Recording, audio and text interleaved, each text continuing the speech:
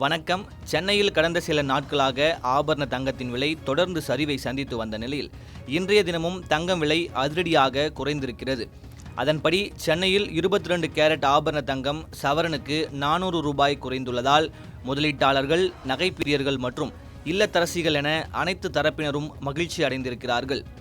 அதன்படி 1 கிராம் தங்கம் 50 ரூபாய் குறைந்து 13,100 ரூபாய்க்கும், 1 சவரன் தங்கம் 400 ரூபாய் குறைந்து 1,04,800 ரூபாய்க்கும் விற்பனையாகிறது.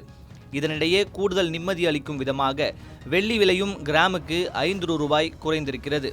அதன்படி 1 கிராம் வெள்ளி 235 ரூபாய்க்கும், 1 கிலோ வெள்ளி 2,35,000த்திற்கும் விற்பனையாகிறது. மே மாத தொடக்கத்திலிருந்தே தங்கம் விலை அதிரடி ஏற்ற இறக்கத்தை சந்தித்து வருகிறது. சர்வதேச சந்தைகளில் நிலவும் பொருளாதார மாற்றங்கள் மற்றும் முதலீட்டாளர்கள் காட்டும் ஆர்வம் போன்ற காரணங்களால் தங்கம் மற்றும் வெள்ளி விலை சமீப நாட்களாக உச்சம் தொட்டு வருகிறது. அண்மையில் தங்கம் மற்றும் வெள்ளி மீதான இறக்குமதி வரியை 6%இலிருந்து 15%ஆக மத்திய அரசு உயர்த்தியது.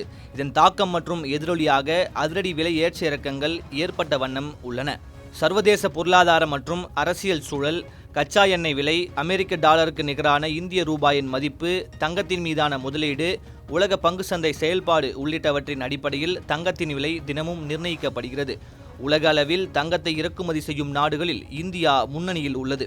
இப்போது அமெரிக்கா மற்றும் ஈரான் இடையே மீண்டும் மோதல் ஏற்பட்டுள்ளதால் அதன் தாக்கம் உலக பொருளாதாரத்தில் எதிரொலித்து வருகிறது.